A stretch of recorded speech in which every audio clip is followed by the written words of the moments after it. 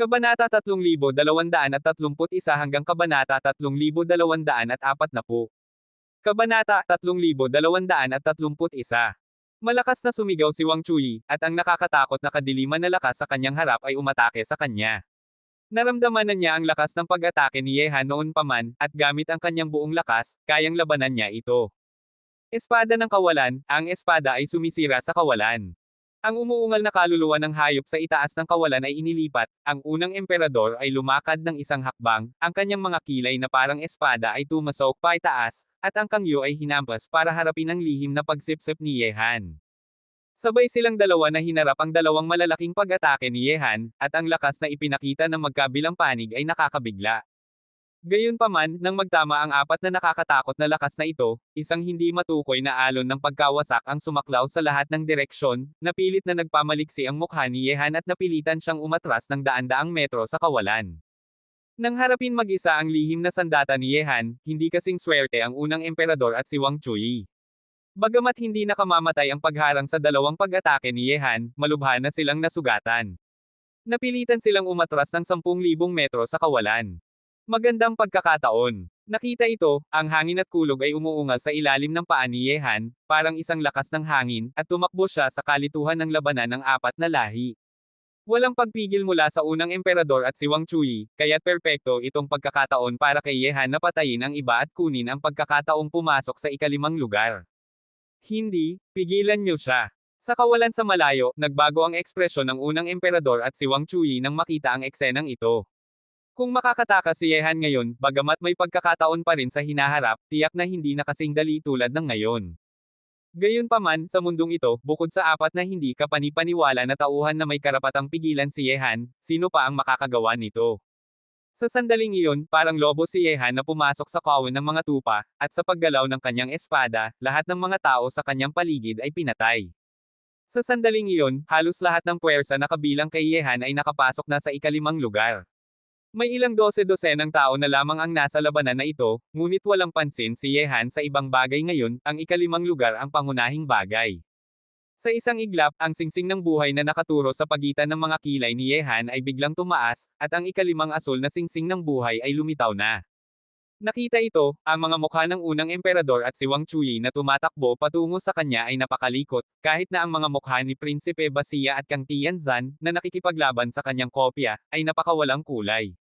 Mga kaibigan, naalala ko ang labanan ngayon. Kung may pagkakataon, makikita natin kayo sa likurang lugar. Sa palagay ko, maghihiwalay kayo sa isang pagkakataon. Hindi ko alam kung gaano kayo sigurado na makakatakas kapag harapin ninyo ako, si Ye Han, mag-isa. Malakas nang umisi si Ye Han ng malamig, at pagkatapos ay unti-unting lumalabo ang kanyang larawan sa kawalan na ito, hanggang sa ganap na mawala sa mundong ito, kahit na ang kopya ni Ye Han ay kasabay na nawala. Walang hiya, nakakatakas pa rin ang lalaking ito. Puno ng puot ang prinsipe na makapangyarihan. Bagamat ang kanilang apat na pagtutulungan ngayon ay nagdulot ng ilang pagkatalo sa lakas ng koponan na nakapalibot kay Ye Han, ang kanilang pangunahing target ay si Ye Han. Kung hindi nila mapapatay si Ye Han, ang tanging layunin nila ay pigilan ang kalaban na patuloy na linlangan ang mga hindi kilalang lugar sa likurang lugar, ngunit sa huli, nabigo pa rin sila. At ginawa rin ito si Ye Han na ganap na galit sa kanila. Sa patas na pagsusuri, walang isa man sa Prinsipe Basia at iba pa ang may kakayahang harapin si Ye Han mag-isa. Kung lapitan siya ni Ye Han mag-isa, haharapin nila ang panganib sa buhay at kamatayan. Nakatayo na may hawak na pilak na baril, tahimik na nagsalita si Kang Tianzan, sinabi ko na noon, hindi siya kasing daling mamatay, at sa pagkakataong ito, kahit na makakahanap pa tayo ng pagkakataon mamaya, malamang na may plano na siya para labanan tayo. Narinig ito, malamig na nagsalita si Wang Chuyi na napakawalang kulay na ang mukha, ibig bang sabihin nito na nais mong umalis na ngayon? Ngayon na nasa gitna tayo ng hidwaan kay Ye Han, natatakot ka bang walang kakayahang harapin siya mag-isa kung aalis ka sa ating alyansa? Malakas nang umisi si Kang Tianzan, ano ang pakialam mo kung may kakayahan ako? Ngunit para sa mga hindi kilalang lugar, ako, si Kang Tianzan, ay maaaring patuloy na makipagtulungan sa inyo para sa ngayon. Tahimik na nagsalita ang unang emperador, kung ganito man, kailangan nating pumasok sa ikalimang lugar ng mabilis. Hindi natin dapat hayaan siyang mauna. Dapat nating sundan ang kanyang bilis. Doon lamang tayo makakakuha ng pangalawang pagkakataon. Ang hindi kilalang lugar sa lungsod ng tadhana ay hindi dapat mapasakamay ng mga tao na nakapalibot sa kanya, may mga pagkakataon din para sa atin doon. Sa ikalimang lugar, sabay na lumitaw si Yehan at ang kanyang kopya. Tiningnan nila ang bagong mundo na may kakaibang kapaligiran, at ang mukha ni Yehan ay napakalamig, isang grupo ng mga tao na may walang kabuluhang pag-asa. Tingnan natin kung mas mabilis ang inyong bilis o ang aking bilis. Ngunit kailangan kong magdulot sa inyo ng ilang problema. Agad na nagpadala si Yehan ng mensahe kina Li Zhengdao, Xu Chaoj, Chen Yi, mga dakilang hari at mandirigman ng Tianlong, Bude Chanjia, at iba pang mga tauhan na nakapasok na sa ikalimang lugar. Ang ideya ni Yehan ay napakasimple, 3 araw lamang sila makakapalagi sa bawat susunod na lugar. Pagkatapos ng 3 araw, anuman ang mangyari, kailangan nilang pumasok sa susunod na lugar. Sa 3 araw, kahit na makakapunta ang pinakamahusay na puwersa ng iba't ibang lahi, ang mga pangunahing puwersa ay tiyak na hindi kasing bilis. Kahit na makakakita pa rin sila ng 4 na hindi kapanipaniwala na tauhan, ang puwersa ni Yehan ay may lakas pa ring lumaban. Gayunpaman, sa labanan ng pagtutulungan ng 4 na lahi, nawalan din ng ilang lakas si Yehan. Bagamat hindi gaanong marami, ang kabuoang lakas ni Yehan, kabilang ang mga henyo ng akademyang Budista na sumali mamaya, ay mahigit lamang 300 tao. Kapag nawala ng isa, lumalakas ang lakas ng kalaban ng 1 punto. Matapos ipaalam kina Li Zhengdao at iba pa, nagpadala rin si Yehan ng mensahe kina Ye Qing at Ao Zishuan. Matapos tiyakin ang kanilang pansamantalang kaligtasan, tumungo si Yehan patungo sa pinakamalapit na dambana ng tadhana. Kabanata 3232. Sa kasalukuyan, alam ng lahat ng henyo ng 4 na lahi na ang mahiwagang braso ni Yehan ay makakapagbukas ng mga hindi kilalang lugar. Kaya't sa bawat lugar, ang mga tao ng 4 na lahi ay magtuturing kay Yehan na isang masarap na pagkain at patuloy na maghahanap sa kanya. Sa makatuwid, ang puwersa ni Yehan ay dapat na makipagkompetensya sa 4 na lahi. Matapos ang 4 na lahi ay malakihang pumasok sa parehong lugar, kailangan nilang pumunta sa susunod na lugar sa loob ng hindi hihigit sa 3 araw, hindi nila dapat bitawan ang pagkakataon. Matapos dumating si Yehan sa pinakamalapit na dambana ng tadhana, tiningnan niya ang mga gawain na inilalagay sa listahan ng gawain. Sa kasalukuyan, ang singsing ng buhay ni Yehan ay 40 milyong lamang, at imposible siyang makipagkalakalan para sa isang mapa. Sa huli, kung ang singsing ng buhay ni Yehan ay bababa sa 30 milyong hanay, direktang ipapadala siya sa ika-4 na lugar para magsimula muli. Sa makatuwid, kailangan ni Yehan na tanggapin ang ilang gawain ngayon at makakuha ng gantimpala mula sa singsing ng buhay. Maaari lamang siyang gumawa ng ibang bagay sa pamamagitan ng dambana ng tadhana matapos ang kanyang singsing ng buhay ay tumaas pa sa itaas ng hangganan na 40 milyong. Kung walang singsing ng buhay na maaaring umasa, kahit na nakapasok na siya sa ika-5 lugar, matutukoy siya ng mga taong desperadong naghahanap ng mga hindi kilalang lugar, nakatulong ito kay Yehan na makarating doon ng may maraming oras. Galugarin ng walang hanggan na latian, patayin ang ahas ng latian, 3 milyong singsing ng buhay. Patayin ang masamang espiritu ng kailaliman, 5 milyong singsing ng buhay. Patayin ang hayop ng malakas na hangin, 7 milyong singsing ng buhay. Tiningnan ni Yehan ang mga gawain na inilalagay sa listahan ng gawain isa-isa. Sa sandaling iyon, may kakaibang kulay na dome alloy sa mga madilim na mata ni Yehan, at bigla niyang sinabi, Kirin. Ano? Kilin. Agad na nagulat si Suzuko sa mga salita ni Yehan. Nakikita nito ang mga bagay na nakikita ni Yehan at sinabi, paano makakagawa ng kilin? At nasa lungsod ng tadhana pa ito.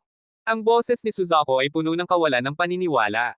Ang kilin ay parehong pag-iral tulad ng kanilang mga santo ng demonyo.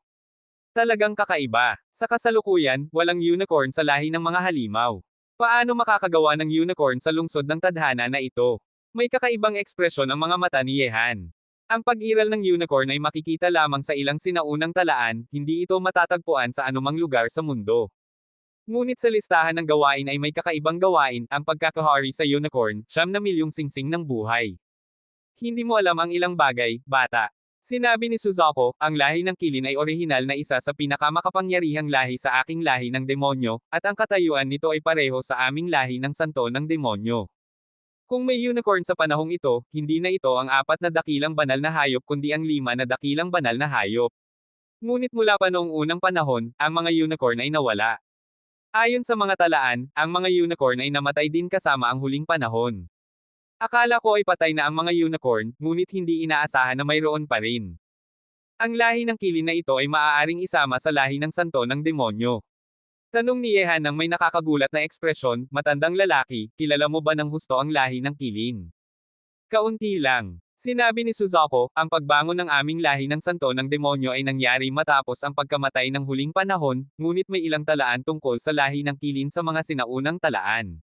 Sa pinakamataas na punto ng lahi ng kilin, pinamunuan din nila ang lahi ng demonyo, at higit sa isang santo ng demonyo ang lumitaw sa lahi ng kilin. Napakamakapangyarihan. Lihim na napaangal si Yehan. Kaunti lang ang alam ni Yehan tungkol sa lahi ng kilin, alam lamang niyang ang lahing ito ay talagang magaling sa kasaysayan ng lahi ng mga halimaw. Sinabi ni Suzuko, bata, tila dumating na ang iyong pagkakataon. Ang mga taong nakapasok sa lungsod ng tadhana ay hindi nag-iwan ng anumang impormasyon tungkol sa pagkikita sa lahi ng kilin sa lungsod ng tadhana matapos silang umalis. Walang lahi ng kilin, kaya't pinaghihinalaan ko na ito ay isang batang kilin na isinilang noong nakaraang 1,000 taon, kaya't hindi sila lumitaw noon. Isang batang unicorn. Mga mata ni Yehan ay kumislap at sinabi, kaya't hindi mahirap na pakisamahan ang unicorn na ito. Napakaganda ng iyong ideya. Ayon sa mga talaan, kahit na ang isang unicorn sa kanyang pagkabata ay malapit na sa banal na emperador ng inyong lahi ng tao. Maaaring hindi gaanong madali para sa iyo na pakisamahan ito. Bukod pa rito, ito ay lamang ang aking haka-haka. Sinabi ni Suzuko habang naglalagay ng malamig na tubig. Hehe, kalimutan muna natin ito. Kung talagang makakapakisamahan mo ang unicorn na ito, malaking pagkakataon iyon, at may 9,000,000 gantimpala ng singsing ng buhay pa. Malakas nang umisi si Yehan, pagkatapos ay direktang tinanggap niya ang gawain na pakisamahan ng unicorn at umalis sa dambana ng tadhana. Ang koordinate ng unicorn na ito ay lumalabas sa listahan ng gawain. Bagamat hindi masyadong malapit kay Yehan, hindi rin ito masyadong malayo.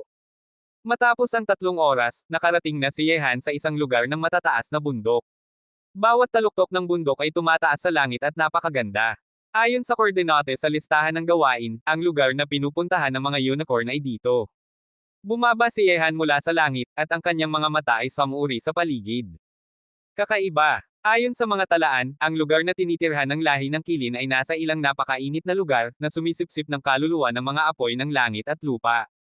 Ngunit ang lugar na ito ay hindi nakakatugon sa pamantayan ng napakainit na lugar. Medyo kakaibang sinabi ni Suzuko. Sinabi ni Yehan, ang katangian ng unicorn ay apoy, at ang napakainit na lugar ay talagang ang pinakamainam na lugar para sa kanilang pagkakaroon. Ngunit hindi ako nakakaramdam ng malakas na katangian ng apoy sa lugar na ito. Maaari bang tinitirhan ng unicorn ang lugar na ito? Sinabi ni Suzuko, hindi tiyak. Hanapin muna natin ito. Kung makikita mo, huwag mong bitawan ang pagkakataong ito, bata. Tumango si Yehan. Ang lugar na pinamumugaran ng mga bundok ay napakalaki, napakahirap na maghanap ng isang lugar pagkatapos ng isa pa. Agad na isinaaktibo ni Yehan ang kanyang mata na nakakakita ng malayong distansya, at samuri siya sa lupain sa kanyang harap ng walang hanggan. Kabanata 3233. Sa isang iglap, walang bagay sa lupain sa harap ni Yehan ang nakaligtas sa kanyang paningin na nakakakita ng 1,000 milya, kahit na ang 100 metro sa ilalim ng lupa ay hindi makakapagtatago. 100 milya, 1,000 milya, 10,000 milya. Nagkibot ang noo ni Yehan, at matapos bawiin ang kanyang paningin na nakakakita ng malayong distansya, nagsimulang maghanap sa ibang direksyon. Kung talagang nasa lugar na ito ang kilin, tiyak na makikita ito ng kanyang paningin. Whoops! Whoops! Bigla, nang maghahanap si Yehan sa ibang direksyon, parang nakatagpo ng balakid ang kanyang paningin na nakakakita ng malayong distansya sa layong 12 milya, at hindi na ito makagalaw pa. Ang lugar na kanyang tiningnan ay may nakakasilaw na gininto ang kulay na halos makabulag sa kanya. Napaangal si Yehan at agad na bawiin ang kanyang paningin. Kanina pa niya tinitingnan ang direksyong ito. Ang nakakatakot na gininto ang kulay ay mas nakakasilaw kaysa sa mainit na araw, halos masaktan ang kanyang mga mata. Anong nakita mo? Mabilis na tanong ni Suzuko. Hindi ko alam, ngunit nakakita ako ng kakaibang lugar, dito. Lumulutang si Yehan at tumungo sa direksyong kanyang tiningnan. Sa isang kisap mata, lumitaw siya sa kawalan sa layong 12 milya, dito lang nakarating ang kanyang paningin na nakakakita ng malayong distansya, hindi na ito makagalaw pa kahit 1 sentimetro. Ang lakas ng ginto, napakamakapangyarihang elemento ng ginto. Pagdating dito, agad na naramdaman ni Suzuko ang kakaibahan ng lugar na ito. Sinabi ni Yehan, talagang napakamakapangyarihang elemento ng ginto. Kung hindi ako mabilis na umatras kanina, halos akong mahuli. Bumaba tayo para tingnan. Bagamat karaniwang pinipili ng mga unicorn na tinitirhan ang napakainit na lugar, hindi nito inalis ang pagkakaroon ng mga kakaibang uri. Tumango si Yehan at bumaba sa lupa, ngunit dahil sa aral kanina, hindi na niya ginamit ang kanyang paningin na nakakakita ng malayong distansya. Matapos maghanap ng kalahating oras, nakarating siya sa isang kuweba na hindi gaanong kapansin-pansin. Ang kuwebang ito ay natatakpan na ng makakapal na baging. Kung hindi mo maingat na obserbahan, mahirap makita ang kuweba sa likod ng makakapal na baging. Agad na lumabas ang lakas ng espada ni Wuswang mula sa katawan ni Yehan, na pinutol ang lahat ng baging na nakatikip sa kuweba at inilalabas ang buong pasukan ng kuweba.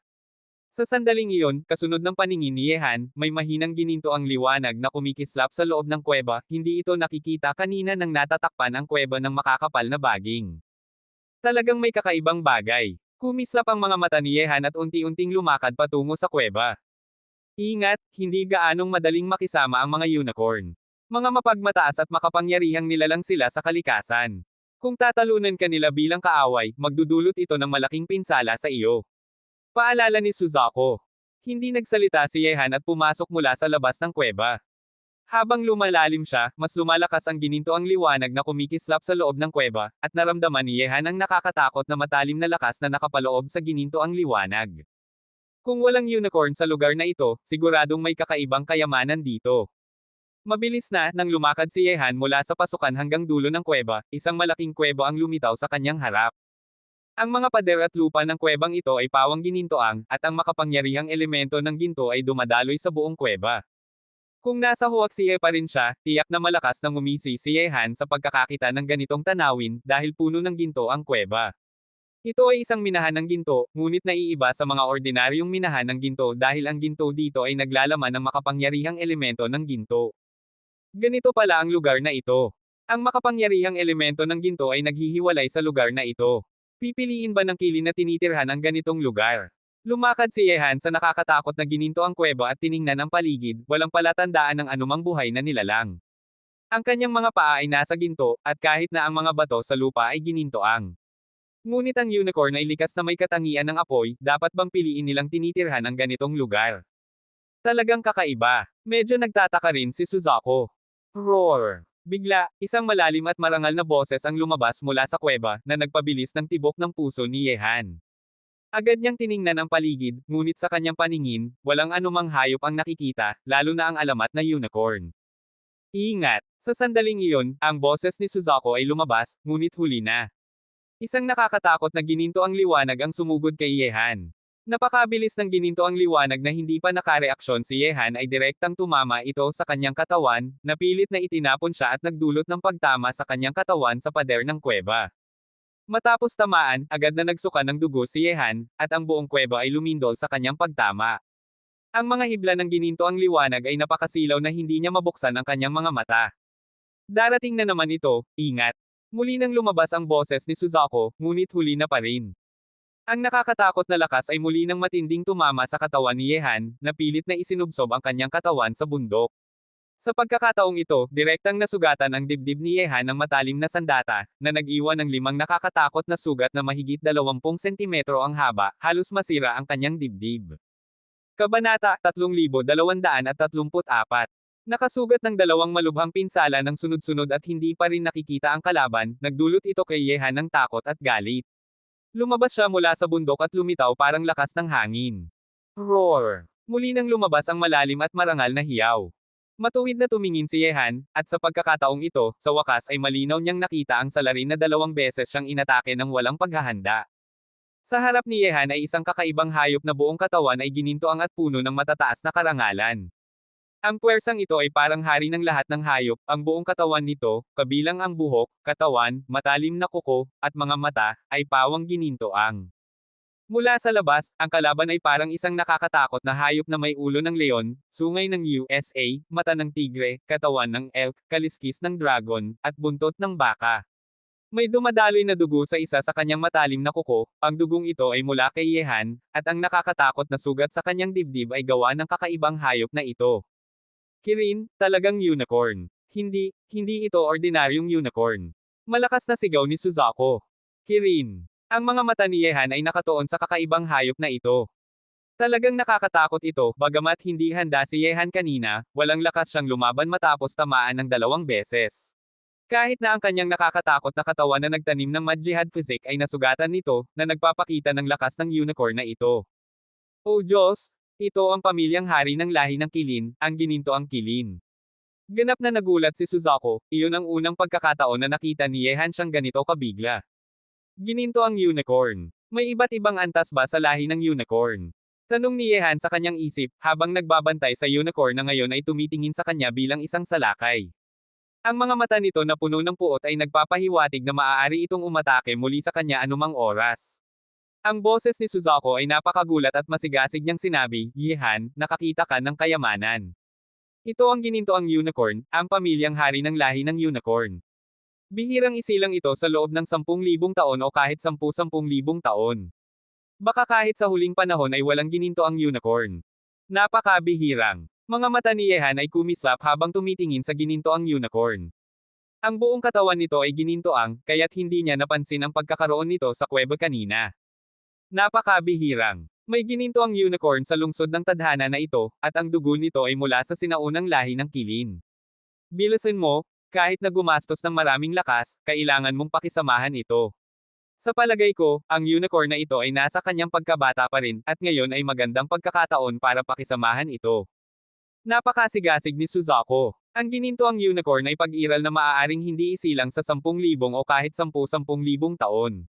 Ang pagkikita dito ay isang swerte, at ang pagkakaroon nito ay hindi matansya. Isang gininto ang unicorn na may sinaunang dugo. Lumalakas ang liwanag sa mga mata ni Yehan. Ngunit ang gininto ang unicorn na ito ay napakakatakot, talagang hindi madaling pakisamahan ito. Mula sa 2 pagtama kanina, naramdaman na ni Yehan ang lakas nito. Roar! Sa sandaling iyon, marahil ay naramdaman ng gininto ang unicorn ang pagnanasa ni Yehan dito, kaya't umangat ito at hiyaw ng malakas. Ang puot sa mga gininto ang mata nito ay lumalakas, pagkatapos ay kanyang pinuwelyo ang lupa gamit ang kanyang matalim na kuko. Ang kanyang katawan na kasing laki ng baka ay muli ng matinding tumama kay Yehan. Nakita ito, umatras si Yehan at tumakas patungo sa labas ng kuweba. Matapos makita ang lakas ng gininto ang unicorn, hindi na niya ito haharapin ng diretsyo. Sa kasalukuyang kalagayan ng kanyang Mad Jihad Physique, hindi niya kayang hawakan ang hindi normal na gininto ang unicorn na ito. Rumble! Sa isang iglap, habang tumatakas si Yehan mula sa kuweba, ang gininto ang unicorn ay matinding tumama sa kanyang likuran, na nagdulot ng matinding paglindol sa buong bundok. Ang mga bato ay nagsimulang mahulog. Whoosh! Ang katawan ni Yehan ay lumabas sa kuweba parang isang itim na liwanag. May mga nakakatakot na paggalaw sa kanyang likuran, at naramdaman niya na malapit nang gumuho ang bundok. Agad na tumayo si Yehan sa kawalan at tumingin pababa. Ang dating matataas na bundok ay parang matataas na gusot na agad na ginawang patag, at ang gininto ang unicorn ay nasa ilalim nito. Hindi ba't nasugatan ka ng husto? Tumingin si Yehan doon. Hey! Ang sinaunang gininto ang unicorn ay hindi mamamatay kahit ikaw ay masugatan ng husto. Marahil para patunayan ang mga salita ni Suzaku, sa ilalim ng paningin ni Yehan, isang gininto ang liwanag ang lumabas mula sa mga sirang bato na ginawang patag, na nagdulot ng matinding paglindol sa lupa. Ang gininto ang liwanag ay tumakas sa langit, at ang hiyaw ng hayop ay parang magiging malakas sa buong kalangitan. Ang mga tainga ni Yehan ay sumasakit mula sa lakas ng tunog. Ang gininto ang unicorn ay umangat at hiyaw ng malakas, ang malakas na boses na puno ng lakas ng hayop ay nagdadala ng galit. Pagkatapos ay ang kanyang mga gininto ang mata ay tumingin kay Yehan, na parang gustong lumunin siya. Ang kanyang tahanan na tinitirhan niya ng halos 1,000 taon ay nasira, kaya't ganap na nagalit ang gininto ang unicorn kay Yehan. Roar! Kabanata 3235. Sa isang iglap, ang nakakatakot na gininto ang katawan ay tumakbo ng malakas sa ibabaw ng kawalan at lumipad patungo kay Yehan. Ang dalawang napakatalim at nakakatakot na kuko nito ay parang gustong hatiin si Yehan sa kalahati. Hindi ginamit ni Yehan ang espada ng mga pagsubok. Ang espada ng mga pagsubok ay isang matataas na sandata na walang kapantay na katas. Kung sakaling hindi sinasadya niyang patayin ang bihirang gininto ang unicorn na ito, magiging gulo ito. Ang nakakatakot na mahiwagang sibat ay lumitaw sa kamay ni Yehan. Nakita ang gininto ang unicorn na tumatakbo patungo sa kanya na may nakakatakot na matalim na kuko na naghahari mula sa kawalan, si Yehan na hawak ang mahiwagang sibat ay umikot parang isang patpat at hinampas ang gininto ang unicorn. Boom! Sa isang iglap nang tumama ang mahiwagang sibat sa kamay ni Yehan sa katawan ng gininto ang unicorn, direktang itinapon si Yehan. Ang nakakatakot na puwersang tumitigales ay halos nagpapatalsik ng mahiwagang sibat sa kamay ni Yehan. Nagulat si Yehan. Ang ginintoang unicorn na ito ay hindi lamang walang kapantay na lakas ng pagtama kundi napakahirap din ng katawan nito. Ang mahiwagang sibat sa kamay ni Yehan ay isang sinaunang sandata ng emperador, ngunit hindi nito nasugatan ang ginintoang unicorn. Boom boom boom boom. Sa ibabaw ng kawalan, ang hiyaw ng ginintoang unicorn ay yumayanig sa langit at lupa. Ang kanyang apat na paa ay tumatakbo sa kawalan, na nagpapisil nito at nagdulot ng matinding paglindol sa buong kalangitan. Halika ulit! Malakas na sigaw ni Yehan at muli niyang inilunsad ang nakakatakot na mahiwagang sibat, pag-iyak ng Diyos at multo. Ang walang hanggan na kadiliman na lakas ay lumabas mula sa mahiwagang sibat, na naging nakakatakot na liwanag at tumama sa katawan ng ginintoang unicorn. Gayunpaman, nang ang lihim na sandata ni Yehan na sapat na para masugitan ang unang emperador at si Wang Chuyi ay tumama sa katawan ng ginintoang unicorn, tanging pagkagalaw lang ng katawan nito ang dulot nito, hindi man lang nakapag-iwan ng bakas. Nagulat si Yehan, napakakatakot ng nilalang na ito. Sa isang iglap, matinding umatras si Yehan at direktang pinagsama ang kanyang kopya sa pangunahing katawan. Ang lakas ng labanan ng ginintoang unicorn na ito ay mas mataas kaysa sa unang emperador at si Wang Chuyi. Tanging kapag doble ang lakas ni Yehan ay makakapagpatuloy siyang makipaglaro sa nakakatakot na nilalang na ito. Lihim na pagsipsip. Sa pagdoble ng kanyang lakas ng labanan, muli niyang ginamit ang kanyang lihim na sandata. Gayunpaman, kahit na may doble na lakas si Yehan, ang kanyang lihim na sandata ay nakapagpahinga lamang sa ginintoang unicorn ng 12-dosenang metro, hindi man lang nasugatan ang kalaban. Nakita ito, naramdaman ni Yehan ang pagnanasa na tumakas, paano pakikisamahan ang napakakatakot na hayop na ito. Roar! Malakas na hiyaw ang ginintoang unicorn. Ang dalawang pag-atake ni Yehan ay walang dulot na pinsala dito. Sa sandaling iyon, tumindi ang bilis ng ginintoang unicorn, naging maliwanag na ginintoang liwanag, at diretso itong tumungo kay Yehan. Ang kanyang nakakatakot na paa ay hinampas ang katawan ni Yehan, at ang kawalan ay madaling hiniwa. Walang oras para mag-isip, agad na inilagay ni Yehan ang mahiwagang sibat sa kanyang harap. Pagkatapos ay tumama ang matalim na kuko ng ginintoang unicorn sa mahiwagang sibat. Ang nakakatakot na puwersa ay agad na nagpamuka ng dugo kay Yehan, at ang kanyang katawan ay matinding bumagsak sa lupa. Sa proseso, ang lupa ay naging nakakatakot na malalim na hukay, at ang lupa ay yumayanig. Matapos tamaan ng suntok na ito, naramdaman ni Yehan na parang saysabog ang kanyang mga panloob na organo. Harapin ang nakakatakot na ginintoang unicorn na ito, walang lakas si Yehan na lumaban o magharang. Ang pag-iral na ito ay napakakatakot na kahit na ang isang hindi normal na tulad ni Yehan ay hindi makataas ang ulo sa harap nito. Bata, ang sinaunang ginintoang unicorn ay hindi ordinaryong halimaw. Huwag mong basta bitawan. Sa pagkakaroon nito, katumbas mo na ang pagkakaroon ng nakakatakot na katulong, at isang walang hanggan na pag-iral din ito sa hinaharap. Hinihikayat ni Suzaku si Yehan sa kanyang isip, natatakot siyang talikuran ni Yehan ang ginintoang unicorn at tumakas ngayon. Matandang lalaki, hindi ka nasasaktan kapag nakaupo ka lang at nagsasalita. Napakakatakot ng nilalang na ito, paano mo ito pakikisamahan? Sobrang sakit ang buong katawan ni Yehan, at ilang buto sa kanyang katawan ang nabali.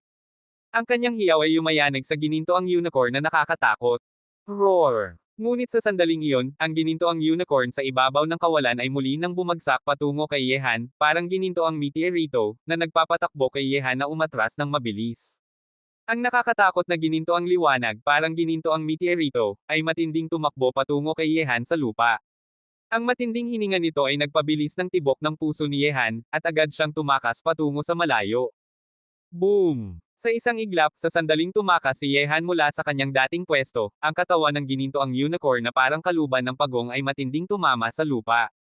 Ang mga bato ay lumipad sa lahat ng direksyon, at ang lupa ay matinding yumayanig. Lumingon si Yehan para tingnan, at isang nakakatakot na malalim na hukay na may lapad na 100 metro ang lumitaw sa kanyang paningin. Ang ginintoang unicorn ay umangat ng ulo doon, at ang kanyang mga ginintoang mata na puno ng takot at puot ay muli nang tumingin kay Yehan na nakatakas. Kabanata 3236. Walang hiya, talagang galit na galit sa akin ang nilalang na ito. Nakaramdam ng kaba si Yehan at agad na inilunsad ang batas ng buhay para ayusin ang mga sugat sa kanyang katawan. Ang ginintoang unicorn na ito ay napakakatakot, at halos imposible itong pakisamahan. Ang lahi ng kilin ay mahilig na sa sarili, lalo na't ito ay isang sinaunang ginintoang unicorn, ang pamilyang hari ng lahi ng kilin. Bata, huwag mong bitawan ang napakabihirang nilalang na ito. Hindi napigilan ni Suzaku na magsalita muli.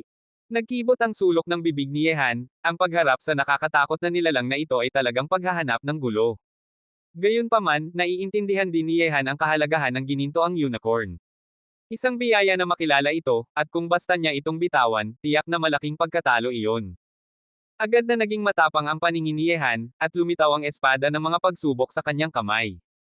Kanina ay nag-aalala si Yehan na masubitan ang ginintoang unicorn kaya't hindi niya ginamit ang espada ng mga pagsubok, ngunit matapos maramdaman ang lakas nito, hindi na niya kayang kontrolin pa ang lahat.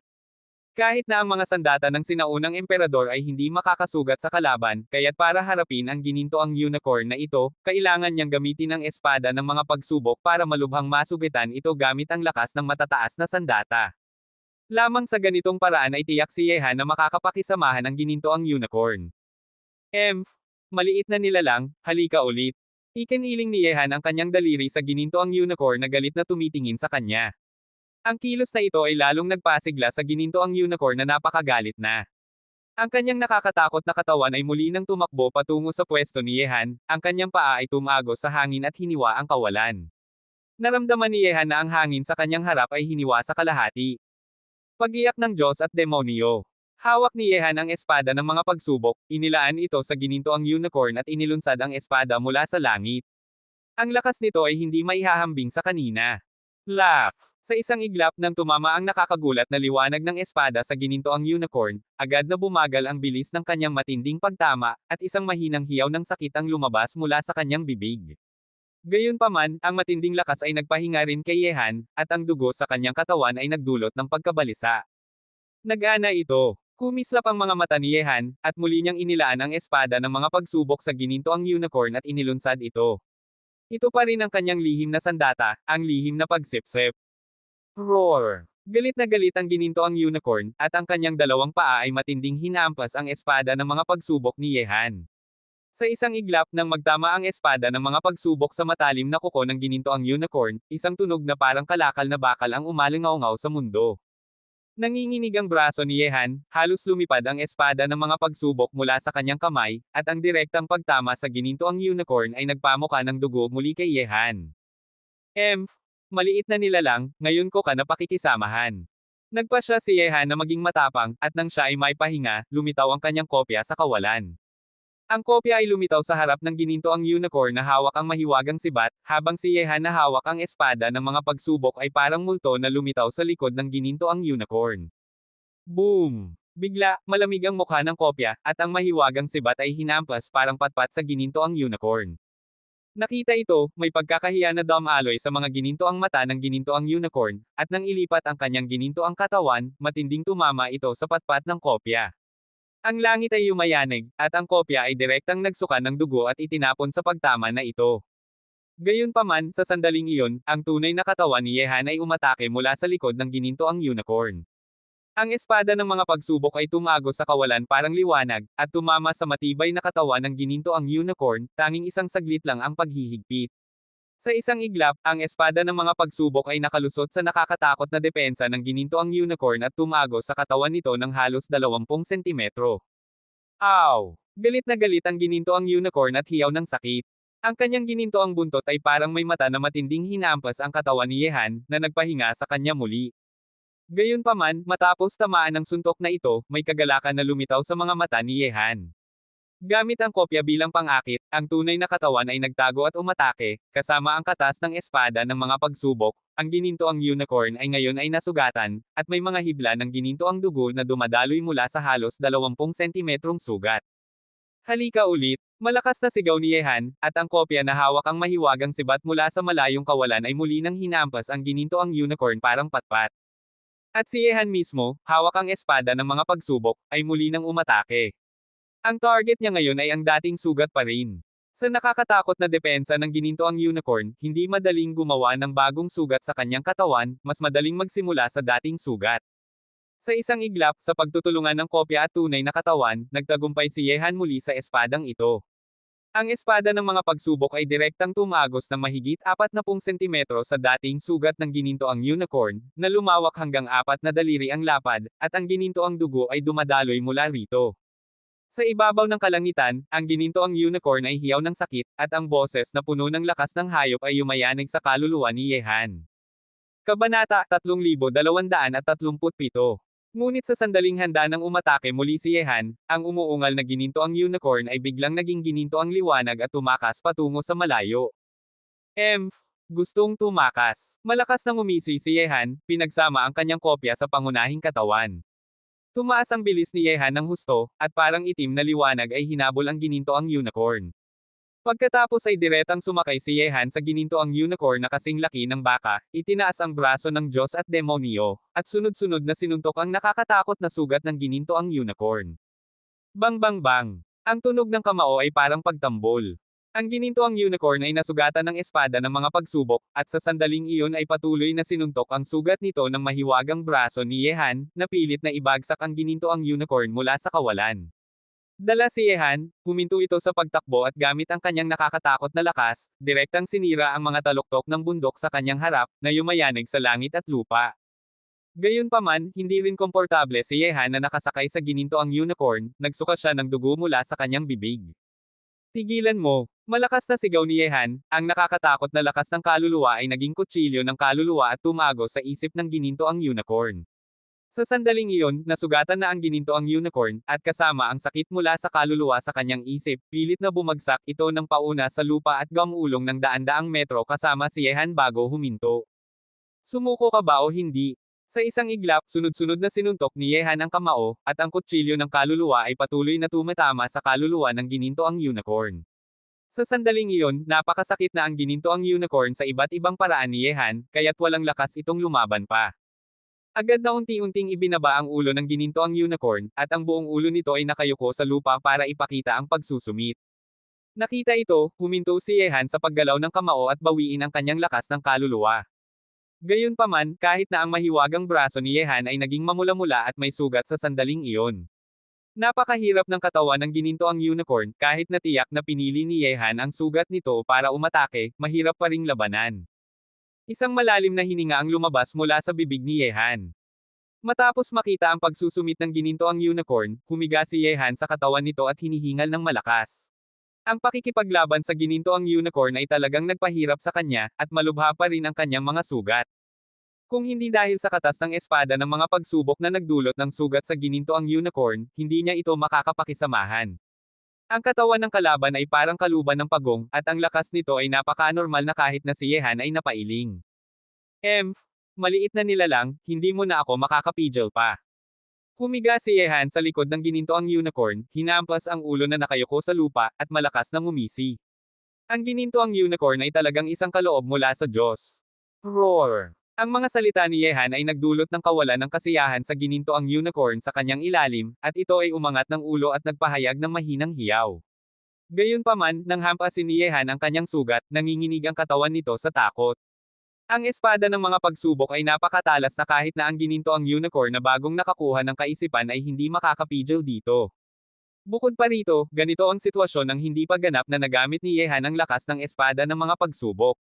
Siyempre, kung patuloy na lalaki ang ginintoang unicorn, ang depensa nito ay maaaring tawaging pinakamakapangyarihan sa mundo sa hinaharap, at kahit na ang matataas na sandata ay maaaring hindi makalusot sa kanyang makapangyarihang depensa. Bata, ang pagkakasamahan sa ginintoang unicorn na ito ay pansamantala lamang. Kung nais mong tunay na sumunod ito sa iyo sa hinaharap, kailangan mong pumirma ng kontrata. Napakasigasig din ni Suzaku. Ang ginintoang unicorn na ito ay malamang na ang tanging unicorn sa mundo, at ngayon ay nakakuha si Yehan ng isang nakakatakot na katulong para sa hinaharap. Narinig ito, matapos unti-unting gumaling ang mga sugat sa katawan ni Yehan, lumundag siya mula sa ginintoang unicorn, lumitaw sa harap nito, tumingin sa ginintoang unicorn na umangat ng ulo at malakas na ngumisi, maliit na nilalang, dahil na isakatuparan mo na ang pagkakasamahan, dapat na nating pumirma ng kontrata, hindi ba?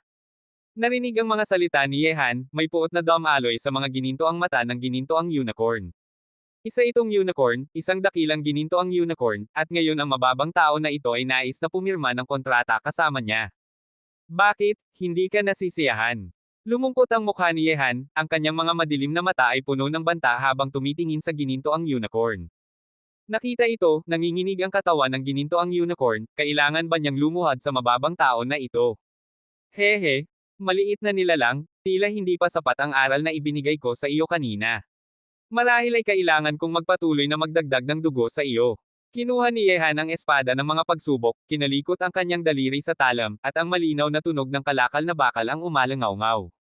May takot na damaloy sa mga mata ng gininto ang unicorn, at sa huli ay napilitan itong tumango ng may puot. Pagkatapos ay isang puting liwanag ang lumabas mula sa isip ng gininto ang unicorn at direktang pumasok sa pagitan ng mga kilay ni Yehan. Ito ay lakas ng kaluluwa, na kabilang sa kaluluwa ng gininto ang unicorn.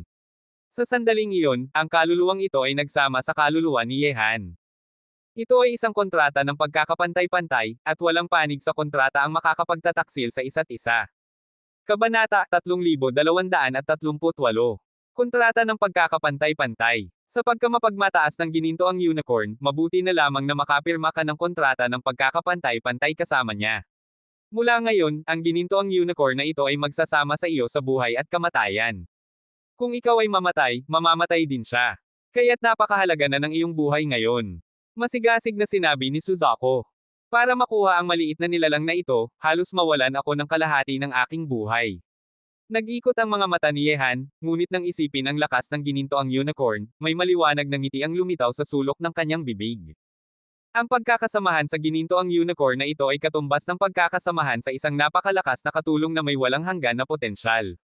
Sa oras na ito, matapos pirmahan ng gininto ang unicorn at si Yehan ang kontrata ng pagkakapantay-pantay, ang singsing ng buhay ni Yehan ay agad na tumaas sa 49 na milyong puntos ng singsing ng buhay. Naramdaman ito, lalong lumaki ang ngiti sa mukha ni Yehan. Ang gawain na pakisamahan ng unicorn ay malaking ani para sa kanya. Sa pagkakaroon ng napakakatakot na gininto ang unicorn na ito sa kanyang tabi, hindi na kailangang isipin ang hinaharap, malaki ang tulong nito sa kanya ngayon. Ang apat na hindi kapanipaniwala na tauhan ay napakamakapangyarihan, ngunit mas makapangyarihan ba sila kaysa sa hindi normal na gininto ang unicorn na ito? Sa lakas ng apat na hindi kapanipaniwala na tauhan, maliban na lamang kung sila ay magtutulungan, kaya nilang labanan ang gininto ang unicorn. Kung magkikita sila rito mag-isa, tiyak na mamamatay sila.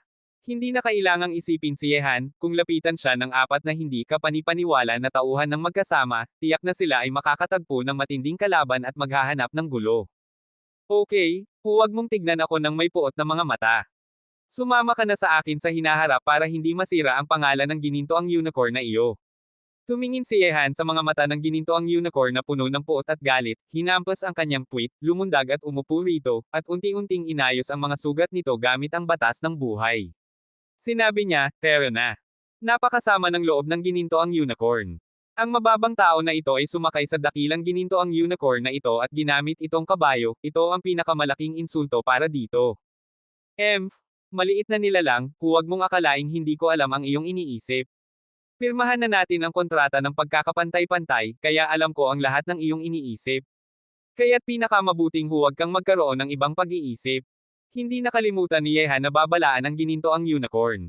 Sa sandaling iyon, napakamapagmataas pa rin ang gininto ang unicorn, kaya't kailangan ni Yehan na pigilan ang kanyang lakas para maging mas tapat ito sa hinaharap.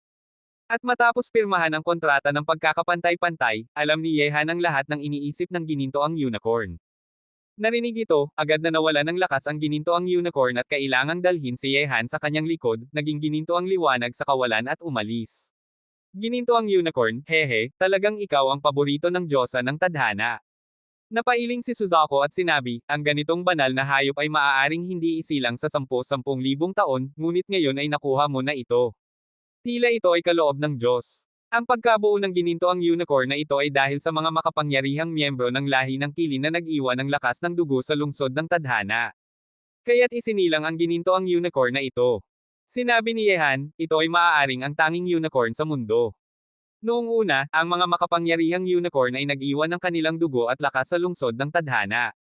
Tila ay naghahanda sila para pigilan ang pagkalipol ng mga unicorn sa mundo. Ngunit ang mga miyembro ng lahi ng Kilin na nag-iwan ng lakas ng dugo ay malamang na hindi inakala na ang lakas ng dugo na kanilang iniiwan ay magbubunga ng isang gininto ang unicorn, marahil ay nakatakda na ito ng langit. Sumakay si Yehan sa bagong nakuhang kapatid na lalaki, na gininto ang unicorn patungo sa dambana ng tadhana. Ngayon ay tumaas na ang singsing ng buhay niya sa 49 na milyon, kaya't sa wakas ay makakapagkalakalan na siya sa dambana ng tadhana gamit ang kanyang singsing ng buhay. Ang unang bagay na gagawin ni Yehan ay hanapin sina Yeching at Ao Zishuan. Ngunit matapos makipag-ugnayan sa pamamagitan ng kaluluwa na Jade Sleep, nalaman ni Yehan na hindi sila magkasama. Nakilala ni Ao Zishuan si Li Zhengdao at kasama niya ito, ngunit hindi nag-aalala si Yehan tungkol sa kanyang kaligtasan. Bukod pa rito, kalahating araw pa lamang mula nang pumasok sila sa ikalimang lugar, at may mga miyembro na ng puwersa ni Yehan ang nakakita na ng hindi kilalang lugar at naghihintay sa kanya para buksan ito. Tila ay napabilis ang bilis ng mga nilalang na ito, ngunit mabuti na lamang iyon. Sa hindi hihigit sa 3 araw, matapos ang 4 na lahi ay malakihang pumasok sa ikalimang lugar, dapat na nilang pasukin ang ika-6 na lugar. Lihim na isinip ni Yehan. Pagkatapos, direktang gumastos si Yehan ng 1,000,000 singsing ng buhay para teleponan ang lokasyon ni Yeching, at kasama rin ang ginintoang unicorn na nateleponan doon. Sa sandaling iyon, pirmahan na nila ni Yehan ang kontrata, kaya't kapag si Yehan ay nateleponan mula sa dambana ng tadhana, sasama rin ito, kahit na pumasok si Yehan sa susunod na lugar, sasama rin ito. May paggalaw ng lakas sa kawalan, at nang lumitaw muli si Yehan sa ginintoang unicorn, nakita na niya si Yeching na nasa tuktok ng bundok na hindi kalayuan. Nakita rin siya ng kalaban. Xiaohan? Ito ba ay isang unicorn? Lumakad si Yeching patungo kay Yehan, tumingin sa ginintoang unicorn na nasa ilalim ni Yehan nang may kawalan ng katiyakan. Nakita ni Yeching ang ilang talaan tungkol sa lahi ng kilin sa Yaochi, ngunit hindi pa niya nakikita ang tunay na lahi ng kilin. Tumango si Yehan ng may ngiti at sinabi, ang maliit na nilalang na ito ay talagang isang kilin, at isa rin itong pamilyang hari ng lahi ng kilin, ang ginintoang kilin. Ngunit ngayon ay nakapagsamahan ko na ito. Narinig ang mga salita ni Yehan, nagpakita ng kawalan ng kasiyahan ang ginintoang unicorn sa kanyang ilalim, ngunit sa harap ni Yeching, umangat ito ng ulo ng may pagkamapagmataas para ipakita ang karangalan ng ginintoang unicorn.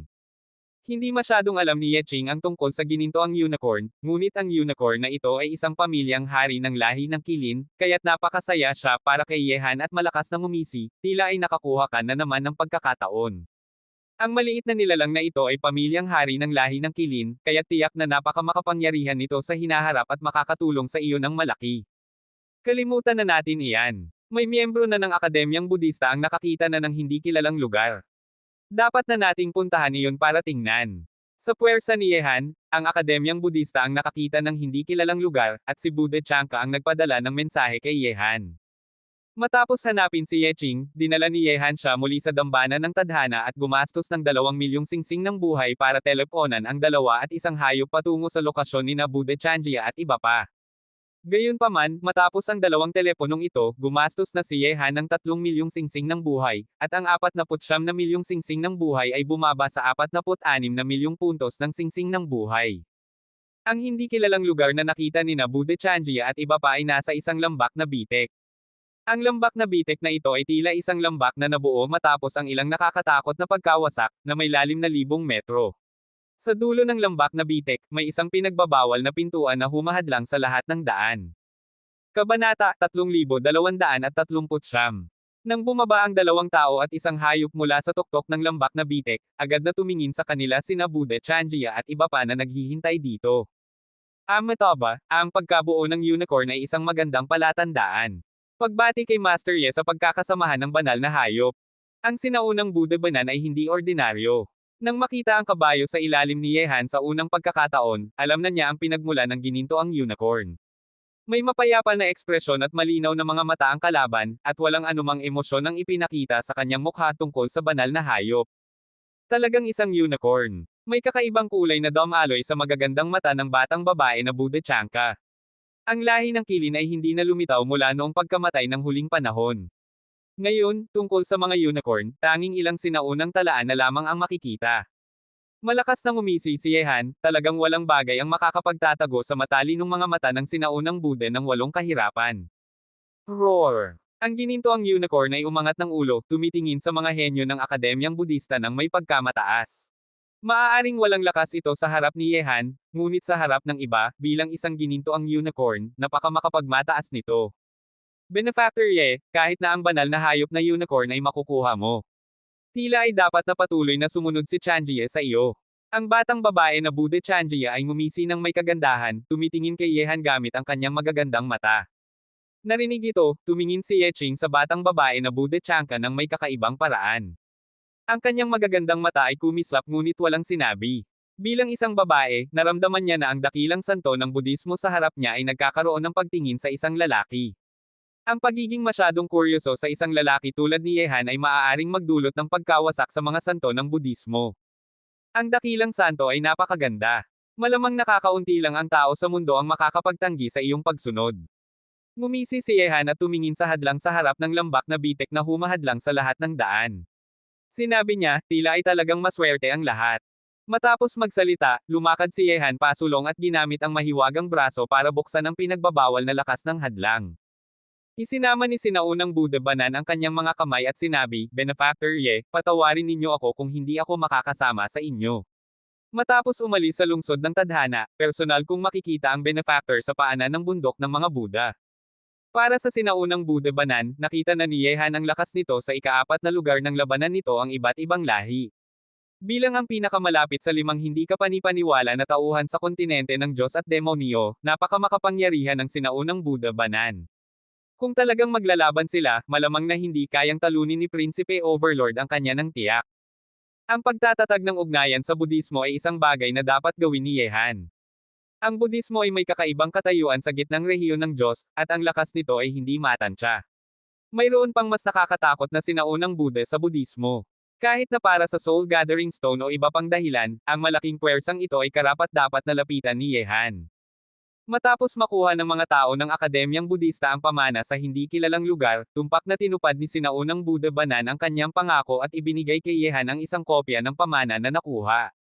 Ibinigay din ni Yehan kay Sinaunang Buddha Banan ang isang kopya ng ibang pamana, walang nagkatalo sa pagitan nila. Gayunpaman, nang umalis sina Sinaunang Buddha Banan at iba pa, hindi sumunod si Buddha Chanka sa kanila. Dakilang santo, hindi ka ba aalis? Tumingin si Yehan kay Buddha Chanka na patuloy na nakatayo sa kanyang tabi. Sinabi ni Buddha Chanka, pakiramdam ni Chanji na mas malaking pagkakataon ang patuloy na sumunod sa tabi ni Yeshizo. Basta't gusto mo, ngunit hindi tiyak na pagkakataon ang pagiging tabi ko. Iginalaw ni Yehan ang kanyang balikat. Sa mga sumunod na oras, pinamunuan ni Yehan sina Yeching at Buddha Chanjia na gumawa ng mga gawain sa ikalimang lugar at nakakuha ng mga gantimpala. Kasabay nito, naghihintay din siya ng balita mula sa iba na nakakita ng hindi kilalang lugar. Ang pinaka-comfortable na buhay ay syempre ang ginintoang unicorn. Gayunpaman, habang lumilipas ang oras, ang mga puwersa ng 4 na lahi ay malakihang pumasok din sa ikalimang lugar. Ang unang emperador, si Wang Chui, si Kang Tianzan, at si Prinsipe Baxia, ang 4 na hindi kapanipaniwala na tauhan, ay dumating na sa ikalimang lugar. May susi si Yehan para buksan ang hindi kilalang lugar, kaya't hindi nila ito basta bibitawan. Ang susi para buksan ang hindi kilalang lugar ay talagang isang malaking pang-akit. Walang tao ang basta bibitawan ito, lalo na't si Yehan na may susing ito ay patuloy na naghahanap ng hindi kilalang lugar sa bawat lugar para agawin ang pagkakataon ng ibang lahi. Kapag ang mga hindi kilalang lugar sa bawat rehiyon ay inookupahan ni Yehan at iba pa, gaano karami ang makukuha ng 4 na lahi mula rito? Sa sandaling iyon, isang araw at kalahati pa lamang mula nang pumasok sina Yehan at iba pa sa ikalimang lugar, at ang mga tao ng 4 na lahi ay patuloy na sumusunod sa kanila. Medyo hindi makatotohanan na pumasok sila sa ikalimang lugar ng sabay-sabay. Tila ay kailangan nating bilasan ang ating hakbang. Sumunod na ang mga nilalang na ito. Sa ibabaw ng isang kawalan, kumuha si Yehan kina Yeching, Buddha Chanjia, at ang gininto ang unicorn, 3 tao at isang hayop, at tumingin sa parehong lugar. Ang mga tao ng Protoss ay dumaan kanina sa kanilang tabi. Sinabi ni Yeching, ang mga tao ng 4 na lahi ay unti-unting pumasok na sa ikalimang lugar, at ang mga puwersa natin ay tiyak na magiging target nila sa susunod. Maaaring makialam sila sa ating paghahanap para sa hindi kilalang lugar. Wala namang problema. Sinabi ni Yehan, bagamat ang mga piniling puwersa ng 4 na lahi ay papasok na ngayon, ang mga tao natin ay hindi walang lakas na labanan sila. Sa pagkakataong ito, ang 4 na nilalang na ito ay magkakaroon ng pagkakamali. Agad na nagpadala si Yehan ng impormasyon kina Li Zhengdao at iba pa, mga mandirigma ng Akademyang Xingwu, dakilang hari ng Tianlong, mga henyo ng Yaozhou, Akademyang Budista, bundok ng Tiandao, at iba pa. Ano naman kung ang puwersa ng 4 na lahi ay nakasunod sa mga tao na ito? Ang paghahanap para sa hindi kilalang lugar ay patuloy na nagpapatuloy. Sa kasalukuyang lakas ni Yehan at ang gininto ang unicorn, walang tao ang makakapag-agaw sa hindi kilalang lugar mula sa kanya. Kabanata 3240. Siyempre, kahit na ganito, hinihikayat ni Yehan ang kanyang mga tauhan na bilasan. Kapag malakihang pumasok ang mga puwersa ng apat na lahi sa ikalimang lugar, magiging problema pa rin ito para kina Yehan at iba pa. Uy! Lahi ng demonyo. Sa oras na ito, naramdaman ni Yehan ang pagdaloy ng lakas ng demonyo sa kawalan na hindi kalayuan. Nang tumingin siya ng maayos, mga tao mula sa lahi ng demonyo ang nagtutulak patungo sa malayo. Gayunpaman, matapos makita ang grupo ng mga batang malalakas na demonyo, unti-unting naging malamig ang mga mata ni Yehan. Sa mga batang demonyo kanina, nakita ni Yehan ang Chanzihaw Tianwang. Ano ang problema? Naramdaman ng kakaibang pag-uugali ni Yehan, ikiniling ni Yeching ang kanyang ulo at tanong. May ilang insidente, marahil, ang ilang tao ay buhay pa at maayos. May matalim na tingin na dumaloy sa mga mata ni Yehan. Narinig ang mga salitang ito, hindi alam ni na Yeching at Bude Chanjie kung sino ang buhay pa at maayos. Tara na, puntahan natin ang higanteng demonyo na iyon para lang bayaran ang utang. Malamig na ngumisi si Yehan at dinala si na Yeching, Bude Chanjie, at ang gininto ang unicorn patungo sa pinakamalapit na dambana ng tadhana. Ang mga hari ng langit ng Mozo ay lahat ng pumasok sa ikalimang lugar. Naniniwala si Yehan na dumating na rin si Wang Chui at marahil ay nag-iisip paano patuloy na umatake sa kanya sa isang lugar. Ano ang ginagawa ng unang emperador at ang babaeng iyon na si Kang Tianzan? Hindi pa rin sila dumating. Sa isang sinaunang lungsod sa ikalimang lugar, si Prinsipe Baxia at si Wang Chui ay nagtitipon ngayon. Matapos dumating sa ikalimang lugar, sila ang pinakamabilis na nagtitipon. Para harapin si Yehan at ibahagi ang susi para sa hindi kilalang lugar, magkasama pa rin sila. Pumasok si Yehan sa ikalimang lugar at sila ay tumakbo ng walang tigil, natural na nais nilang magtitipon para talakayin paano harapin si Yehan. Huwag kang mag-alala, bagamat lamang nating pumasok sa ikalimang lugar, bigyan natin sila ng oras. Tahimik na sinabi ni Wang Chui, isang araw at kalahati pa lamang mula nang pumasok sina Yehan at iba pa sa ikalimang lugar, kaya't malamang nakakaunti pa ang kanilang ani. Ngunit kailangang bantayan ang grupo ng mga tao sa kanyang paligid, kapag nakakita ang mga taong ito ng hindi kilalang lugar, dapat nating makialam. Bagamat ganito, mas mabuti na may bahagi tayo sa susi para buksan ang hindi kilalang lugar. Sayang lang na ang walang hiya na si Yehan ay hindi maglalabas ng braso ng Diyos at demonyo para ibahagi sa atin. Malamig na sinabi ni Prinsipe Baxia. Kaya't kung talagang hindi natin makukuha, kailangan nating sirain siya. Mahinahong tumingin si Wang Chui sa kawalan sa labas, at ang kanyang katawan ay napuno ng lakas ng demonyo. Kung hindi niya makukuha ang anumang benepisyo mula sa pagharap kay Yehan, kailangan niyang patayin ang kalaban sa anumang halaga. Hindi gaanong madaling patayin siya. May seryosong ekspresyon si Prinsipe Baxia. Sa ika-4 na lugar, sama-sama nilang labanan ni Yehan ang 4 na tao ngunit hindi nila siya napanatili. Mahirap isipin kung gaano kahirap patayin si Yehan. Tahimik si Wang Chui. Bagamat alam niyang totoo ang sinabi ni Prinsipe Baxia, gaano man kalakas ang isang tao, magtatagumpay din siyang mabaigo. Hindi naniniwala si Wang Chui na patuloy na magiging malakas si Yehan, bagamat alam na ni Wang Chui na ang kahinaan ni Yehan ay ang mga babae sa kanyang paligid. Gayunpaman, matapos maramdaman ang wakas ng huling pagkakataon, alam ni Wang Chui na hindi na epektibo ang larwang ito. Sa lungsod ng tadhana, kahit na ulitin ni Wang Chui ang kanyang luma na laro, maaari pa ring ipadala ni Yehan at iba pa ang mga tao gamit ang dambana ng tadhana, ngunit sa huli ay walang kabuluhan lamang. Gayunpaman, sa sandaling iyon, dinala ni Yehan sina Yeching, ang batang babae na Bude Chanka, at ang gininto ang unicorn patungo sa ibabaw ng lungsod. Ang kanilang pagdating ay natural na nagpabigla agad sa mga batang malalakas na demonyo at iba pang malalakas na tao dito. Yehan. Sa paligid ng mundo, ang mga batang malalakas na tao mula sa lahi ng demonyo at lahi ng hayop ay lumitaw isa-isa, lahat ay matinding tumitingin kay Yehan na para bang gustong lumunin siya ng buo. Hehe, ano ito? Hindi ninyo ba ako tinatanggap? Mahinahong ngumisi si Yehan at lumakad pasulong kasama ang dalawang babae. Ang kanyang paningin ay nakatuon sa grupo ng mga nangungunang batang malalakas na tao sa kampo ng demonyo, na nagpalamig pa ng kanyang ngiti. Yehan? Tapang mong pumunta rito kasama ang dalawang babae. Sa oras na ito, lumitaw din ang mga nabigla ring sina Wang Chui at Prinsipe Baxie sa ibabaw ng kawalan. Ang pagdating ni Yehan ay talagang nagpabigla sa kanila. Ang sumpa ng lahi ng demonyo ay inalis na. Walang emosyong tumingin si Yehan kay Wang Chui at sinabi, sa lungsod ng tadhana, tanging isang tao lang ang may kakayahang alisin ang sumpa maliban sa dambana ng tadhana. Ngunit ang lahat ng nangungunang batang malalakas na tao ng lahi ng demonyo ay may sumpa, at ikaw, Wang Chui, ay hindi dapat may malaking kalakalan para makipagkalakalan sa dambana ng tadhana. Kaya't isang sagot na lamang ang natitira. Narinig ito, may maliwanag na dumaloy sa mga mata ni Wang Chui at sinabi, hindi ko alam kung ano ang gustong sabihin ni kapatid Ye. Unknown person, ang matinding nilalang na ito ay buhay pa. Malamig ang ekspresyon ni Yehan.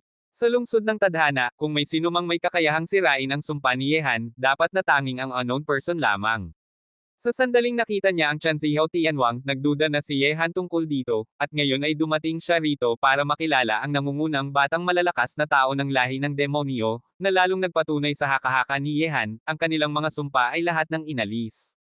Narinig ang mga salitang ni Yehan, lalong lumakas ang liwanag sa mga mata ni Wang Chui. Hindi niya inakala na hulaan agad ni Yehan ang sagot. Bagamat hindi alam ni Wang Chui ang hidwaan ni na Yehan at ang unknown person, ang sumpa sa nangungunang batang malalakas na tao ng lahi ng demonyo ay talagang inalis ng unknown person. May kakaibang mga mata si Prinsipe Baxia. Bagamat naramdaman niyang inalis ang sumpa sa mga demonyo, hindi niya ito tinanong. Kung gagawin niya, hindi rin sasabihin ni Wang Chui. Marahil ito ang layunin kung bakit pumunta rito si kapatid Ye. Gayunpaman, masyadong mataas ang tingin ni kapatid Ye sa kanyang sariling kasanayan sa sumpa. Kung may kakayahang maglagay ng sumpa, natural na may kakayahang sirain ang sumpa ang aking mga demonyo.